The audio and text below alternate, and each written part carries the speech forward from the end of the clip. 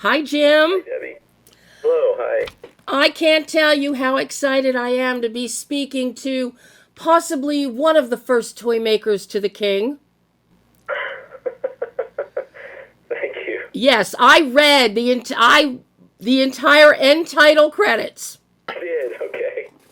I always watch, and this is one of the reasons why. You have some really fantastic touchstone nods in those credits, Jim. Thank you. Wow, I'm glad you read them. They're fun. And the animation that goes with them for the bulk of it is a delight. But this entire film, Jim, I was totally charmed by it, enchanted. You clearly grew up loving Rankin Bass, Yes. as did I. But Great. to see what you've done here, melding stop motion, and then with 2D animation, and then bringing in the different artistic styles of pen and ink, watercolor, even some charcoal grease pencil sketches. And then you set that with your backgrounds that are really elevated to, in some respects, look like bas reliefs behind the little villages and the castle. Just on every level, the production values are spectacular. And then you get into the puppetry itself with the skin, the hair, the use of heavy cotton thread and yarn, and the fabrications are terrific. And of course, who can't love a film where Pope Leo looks like the Burgermeister? Good for you, yes, true. And Marguerite, of course, looks like Jessica Claus with her little nose and eyes. But on every level, Jim, I know this started as a short for you many, many years ago. Mm-hmm. What led you to this story? Because it's a very unique perspective on Da Vinci. I think the closest we've seen to him being a mind always thinking and possibly a bit scatterbrained was in the Drew Barrymore movie Ever After. Right. Other than that, we've never seen him portrayed as this. And it's so much fun to see Da Vinci like this, and then to incorporate his actual drawings that we all know so well. Yeah. You bring history to life while expanding the world's look on Da Vinci. And then you blend it all together in this magic. I am in love with the film, Jim, if you cannot tell. I totally can tell, and I appreciate it so much. Thank you, Debbie. That's just a really great critique. So about the origin of making it about Da Vinci, and yes, it grew out of the short. My approach to him has been to try to depict him in a human way. Unlike, like you pointed out, the scatterbrained, wizard, or the all-knowing sage, kind of Obi-Wan Kenobi or Merlin, or those characters. In a way, actually, Louise mentions that the king's mom, she recites all those characters, Merlin to my Arthur and stuff. So I did not want to depict him that way, though. I really wanted him to be a human person, a character first, and the genius second. So, we put him up on this pedestal, Leonardo da Vinci, and I wanted to show him off that pedestal so that people could understand him on a level that they would know instead of most people aren't geniuses. And I think that's what I really wanted to get across in the film. When you look at his drawings and you read about him, he did write like grocery story lists in his sketches, and he wrote in there troubles he was having with his apprentices. He did procrastinate. He struggled with what he was thinking about and what people would believe. I always think of him as he'd be the smartest guy in the room, but he'd be the loneliest guy, because who would he tell about these ideas he has, right? They don't think he's a lunatic. So all these aspects I was trying to tell through the story, and give it that humanity. And you definitely succeed, and I love the fact that you bring in Marguerite, because this then takes away his loneliness. He has someone to share, and who's as interested in the questions that Da Vinci is asking as she's just equally interested. Yes, discovering her. So in my research, I started to decide, well, this is the period of time in his life I'm going to explore, because I wanted to find a smaller chunk of his life than the whole life and stuff. And this just interested me, him moving to France. And so, at his age, at that time, it wasn't easy to move anywhere. It took him 3 months to travel to France. Today it takes 3 hours to travel from France to Italy, So I just thought, well, as I researched it, I learned about the king, and it was obvious, a mentor to the young king. But that seems like kind of we've been there and done that before. So researching it further, I found out the king had a sister, Marguerite, who was really, and she's considered the first Renaissance woman. She wrote books. She, had artist salons. She was a patron of the arts. She kept the peace between the Catholics and the Protestant Reformation that was growing. People loved her. And I began to think, well, maybe Leonardo had a bigger effect on Marguerite than the king. And this gave me this nice dramatic triangle between Leonardo, the king, and Marguerite. So then I could build a drama and a narrative out of that. And so, and the king has to be a king. He's a new king. His mother is there, and she's, supporting him and protecting the kingdom of France. And she's going to have her rigid ways about that. And Marguerite's going to be this outside character from that, from her family.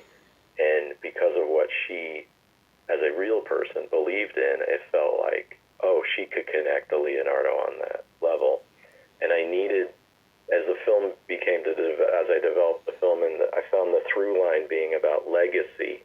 What is Leonardo left behind? What is he? Because we still talk about him. We read books about him, making a movie about him. And I go, it's about legacy. And then with legacy, it's like, how do you impact the people around you? What do you leave behind as you move on? And then Marguerite became a great character to grab the baton and to carry it into the future. And I thought that spoke to modern audiences as well. So, she became integral and so important to making this film like a good story. I love the dynamic that you have created between the two. And there's so much give and take and bouncing ideas. But you also show us how much he misses once Marguerite comes into his life. When he is not around her, you see how the hole that leaves for him intellectually and emotionally. And then when she is back in his life, his energy, his exuberance, his creativity is back as well. And I think that's a very, very key part of humanity that you give to the character and to the film. And I really love how you structured that. Thank you. Yes. It was it's like the key turning point in the film is that moment you're pointing out.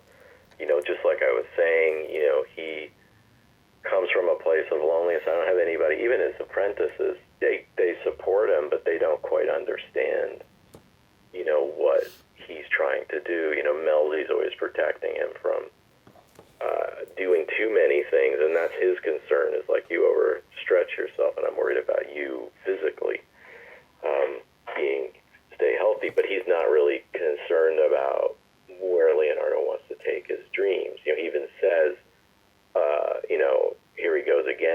Mm-hmm. So with Marguerite, though, Leonardo has found an equal in a lot of ways. He found that person he could talk to and communicate these ideas to.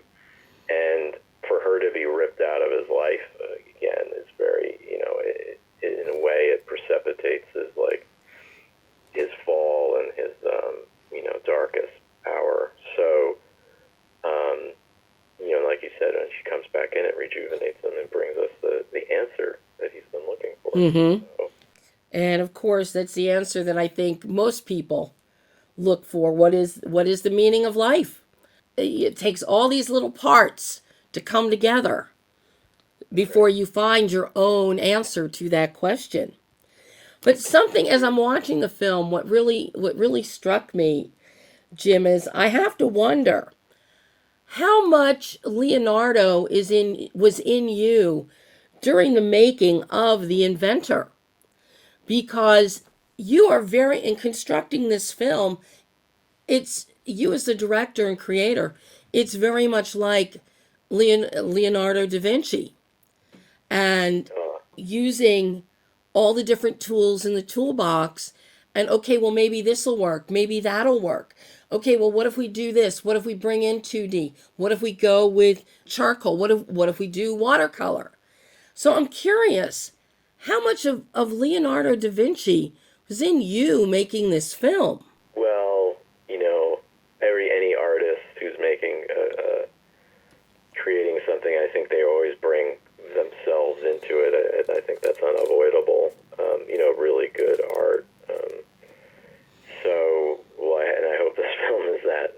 So, yeah, I can't separate myself from that. I mean, I don't claim to be like a Leonardo da Vinci, like a genius in that sense. So, but it's definitely my philosophies in life and all that.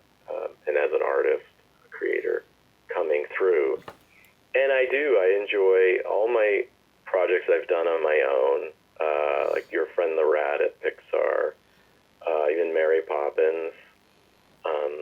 I've combined different styles of the form of animation, and I enjoy that. I love that. And so mixing it up to me is really exciting and creative and different, and also a challenge.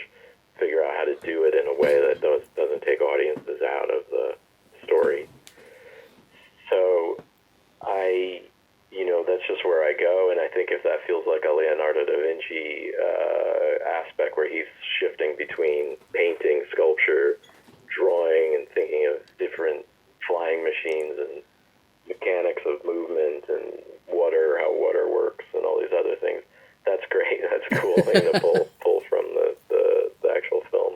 It's cool. How challenging was the trial and error of this film in terms of determining what animation styles, what artistic styles you would be using for what? Because you have so many and you've melded them beautifully. But I'm curious, in the development stage, you must have been pulling your hair out. Well, some of it was you're kind of like, I think from my being in the animation for so long, hopefully it was coming through instinctually, Mm-hmm. knowing somehow it might work, but it was always a risk. Like, will this actually, definitely the 2D has many styles, as you're pointing out, and so it was definitely, how do you create that language in the storytelling again, so the people watching it will go seamlessly for them, instead of going, oh, well, here we go into another style, or here we go into a different technique. And I needed it. And I think one of the best compliments I've been getting is how well the 2D and stop motion are integrated together. So it did, a lot of thought went into it to go, how do we make sure this works? And the 2D animation, there is a method to its madness. There's a look to the journey he takes. Mm-hmm. When he's searching for the soul, as he's dissecting bodies, and he imagines the world he goes into. So there's a certain look to those. There's a look to the War Machine film he makes. There's, in that, it's not the even when he's with Marguerite, it has a slightly different look to it. Mm-hmm. So connected to the soul thing, it's a bit different. Like there's a little more color in it. There's a little more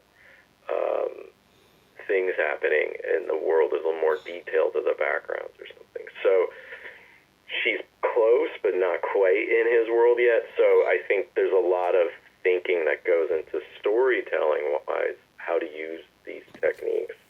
And I think by thinking of it that way, then just arbitrarily going, well, this will be 2D and this will have this look, it has to come from the actual story and character of the film and the characters in the film than,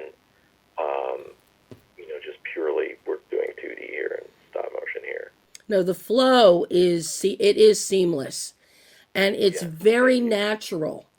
As he starts thinking about something, or his mind is going somewhere, and then we're just right there. We flow right into that, and then your standout maps during traveling. It's more comedy, and it makes you chuckle. But yeah, there is a noticeable color difference when Marguerite is in his world. Yes. And I really love that. That idea to bring Marguerite closer and closer to him as she understands his point of view more, and then she comes at it and begins to challenge it a little bit and add her own thinking to it. And we really see that in full bloom in the third act with the incredible performance that is given. The color is beautiful. The blues, the golds, the richness. Just absolutely gorgeous. Thank you. I had an amazing team. I had an amazing group of artists who, I cannot take credit for all that. Okay, you did nothing, Jim. That's it. You did nothing. Well, I always look at directing and as like a traffic cop. You're like, all these, they come to you with all these questions, and you go, okay, you go over here, you go here. I have to make this decision. It's all decision making, and lots of times you're like, you're not sure. Is this going to work? I just think it will work. I like that. If it can work, I like it. It's always, I think directors who come across like they know everything, I think that's a lie. I just don't think that's true.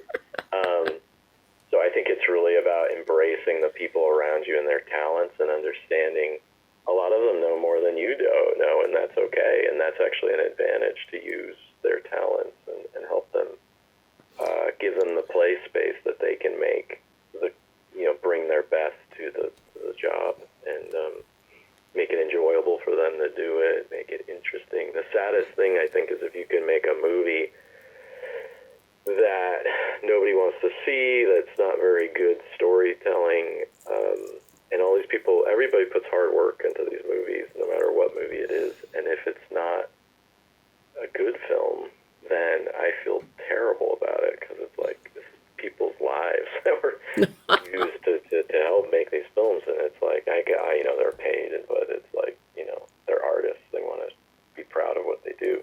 Well, so I feel a big responsibility to make sure they're respected and their art is up on that screen, and I'm telling the best story I can tell to support them. Well, one of the great things about this story that you're telling, Jim, is the fact that kids are going to like this movie. You're going to open this up, especially the stop motion, to another generation of kids. But you give such a great history about Da Vinci. You have so much fact in this film that they're going to learn something in the process. Yes, I hope so. I mean, constructing the film, in a sense, was based on my experience working at Pixar and the way we would build the films there. We always thought of the films as like, what would I want to see? The kid inside of me, the adult in me, what do I want to see in this film? And to me, I tried to construct that, and I tried to construct the Inventor that way as well, where it works on multiple levels. Mm-hmm. So there's an avenue for the children to come in and get something from it, but they may not understand everything. And so then when they get older or hopefully they love the film enough that they want to, enjoy it again, show their kids or something, and they get a whole other level from the storytelling that they didn't get back then. And even adults seeing it now, they get a different level from it, understanding of it. So to me, the best films for me have been the films I return to again and again, and I always find that fascinating. You know the ending, but you want to see the film again, right? So you just want to visit again, be in that world, and that's what I wanted to create, that film that people just want to return to, and, and to be special that way. Well, I have to say, I think kids, big kids and little kids, are going to love The Golden Lion. Oh, yes. That's a huge highlight in this film, I gotta tell you. Gotta tell you, Jim. Now, I would be remiss not to ask you about this amazing voice cast. I am just so thrilled with Stephen Fry as Leonardo da Vinci.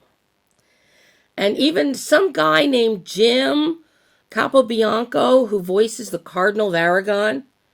Oh, yeah. I don't know who he is, but, But Stephen is fantastic as Da Vinci, as is Daisy Ridley as Marguerite, Marianne Cotillard as Louise, and of course Matt Berry as Pope Leo. Matt Berry is a scream as the Pope. He's awesome, right? But this is a really great voice cast. How did you put it together? What made you think of Stephen Fry for Leonardo da Vinci? Well, it goes a little bit back to what we were talking about with the sort of wacky wizard, and that, you could go with a character like Leonardo with a very deep, I'm the serious sage and stuff, and that kind of Ian McKellen type of stuff. I was thinking McKellen or Patrick Stewart. Yeah, one of the two. Right, and I didn't want that again. I wanted this sort of lighter voice. I wanted a very intelligent voice, and I wanted some character with humor. So when I thought about that, the person I thought of was Stephen Fry, because he has all those aspects, and he is a polymath himself, and many of his, his life and his thinking and about the world is very much Leonardo da Vinci. He's gay, and so is Leonardo da Vinci, though that's not really in the film, but I think there's an aspect, he just felt, he's Leonardo in our time. So I was so happy, you send the script out and you've got your fingers crossed, you pray that the actor will like it. And he just adored it. I mean, he gave me so many compliments about the story that I makes my, the little child in me leap up for joy and so happy. And somebody so smart like Leonardo, I almost said, Stephen Fry, to tell you that you're writing, he's like, and there you encapsulated the Renaissance. You're just over the moon. And then, Daisy Ridley as Marguerite is just, I think, perfect. She, I like everybody, we were introduced to her with the Star Wars films, and so seeing her power and the power in her voice, this sort of sincerity she brings across, and just lovely to work with. And and at the time I didn't know she could sing. I was like, I didn't know she could sing. So my composer Alex Mandel sends me this link to a YouTube video where she's singing with Barbra Streisand, and Barbra Streisand goes, "This girl can sing," and he's like, "Jim, she can sing." Old Babs herself is telling us so. So I was just like, I was thrilled, and I think she was too. I think she really appreciated that we asked her to do that, because I don't think people know, and she's just got an amazing voice. And so, and both Stephen and Daisy have been just terrific around the film, and so been supportive of the film, and I would update them, and they'd be thrilled with what's going on. And Daisy visited the studio when she was in France. And so it's great. And then Marianne Cotillard, of course, she's just an amazing stellar star. And obviously, originally we didn't have a little song for her, And I told Alex, I'm like, Alex, we have Marion Cotillard. We need her. We should have a song for her. And then we came up with the On Guard song, which I think is just fun. And then Matt Berry. Yeah, I wanted the Pope to have a booming voice. And again, humor come across. And a friend of mine introduced me to the IT crowd, and he said, "Oh, you should check out Matt Berry." And I said, "Oh, I don't know who he is." And he goes, "Here, look at the IT crowd." And he played the boss in that, and I was just like, "Oh my God, this guy is fantastic. This would be perfect for the Pope."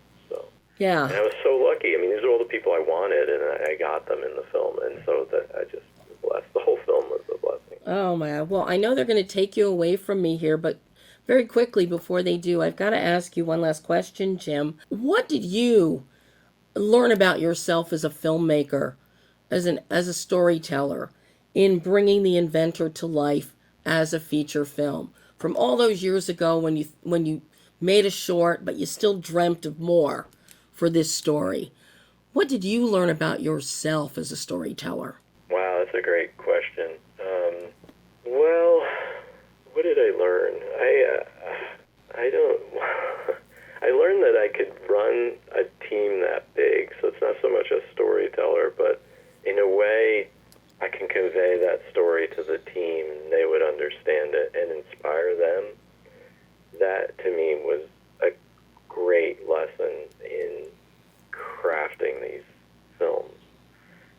Is that you need that team behind you, and you need to give them the space, like I said, to bring their best work. As a storyteller, I learned a lot about economy. Actually, now that I think about it, the film used to have a bit more, rambled on a little bit more at the first. It used to have an old Melzi character who told the story, and he was visited by Vasari, who actually wrote the first kind of art history book. And I thought that was interesting. You know, here's the guy writing the first art history book of the artists who were around, like, just, you know, like a decade, a few years before, you know, of their time, and he's writing about the great artists of the time.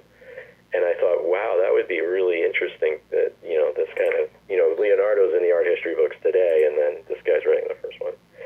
And he interviews Melzi, his apprentice, Leonardo's apprentice, which really happened. This was true. And I thought, wow, that'd be a great way to start it. And it's kind of like Amadeus, where you have Salieri telling the story of Mozart. And so there's a lot more in it, and I realized that was too much. Actually, my wife and family, I showed the film to them, the early version, that story reel, and they just were like, okay, well, that's all this verbiage, and what are you trying to do, like, art history lesson here? And they were so, like, negative on it, and I was like, oh my God, what have I done?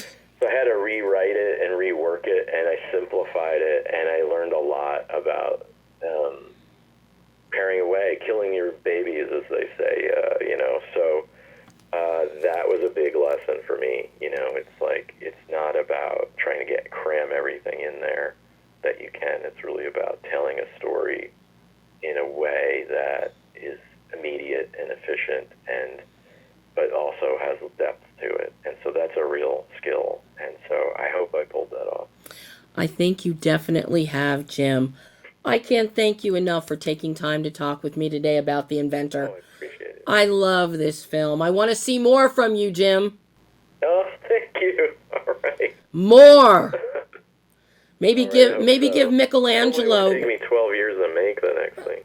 Maybe you speed it up a little bit. Yeah, that sounds good to me. Oh, Jim, thank pleasure. you so much. Bye-bye. Love